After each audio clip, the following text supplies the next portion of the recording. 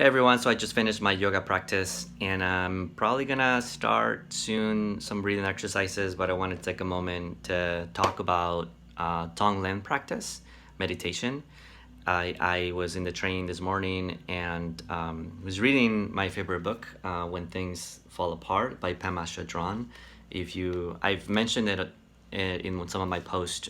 If you haven't heard of it, I highly recommend it. It has a lot of really insightful things, um, especially for dealing with difficult times, in times of anxiety and times of, I don't know, it's grounded on Buddhist practices and meditations, and it's just so packed with so many gems of wisdom.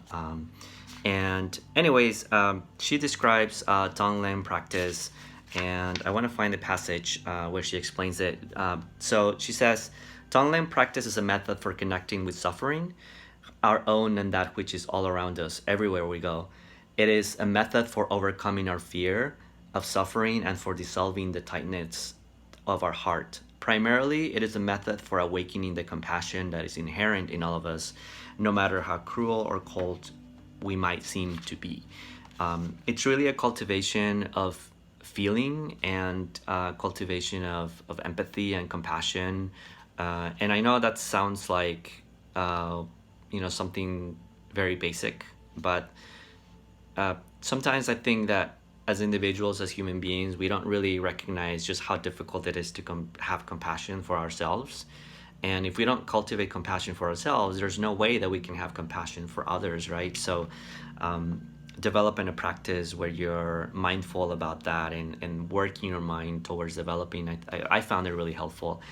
She describes the practice as basically, she says, we begin the practice by taking on the suffering of a person whom we know to be hurting or wish to help. For instance, if we know of a child who is being hurt, we breathe in the wish to take away all of that child's pain and fear.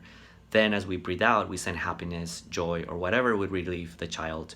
This is the core of the practice, breathing in others' pain so you can be well and so they can be well and have more space to relax and open, breathing out, sending them relaxation or whatever we feel would bring them relief and happiness.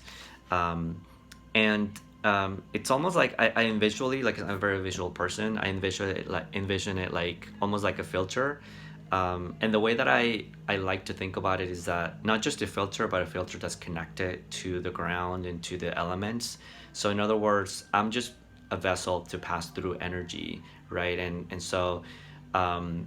sometimes it's hard to connect to something like joy if you're like in a really dark spot, right? So if you connect to others' joys or to you connect to other sufferings, and as you're going through your suffering, somehow that seems to diffuse energy and your thoughts, so that they're not just bottled inside of you. There's something about it that I found that really helpful. So as Pema describes it, you breathe in whatever heaviness like fear or worry or anxiety or pain, and you basically identify with it in your heart, with your own pain, with your own worry, and then you breathe out the opposite. So like if it's pain, you would breathe out relief, or if it's worry, you would breathe in worry, identify with that worriness in your own heart, and you breathe out peacefulness, and so on. Or maybe hatred, you would breathe out love.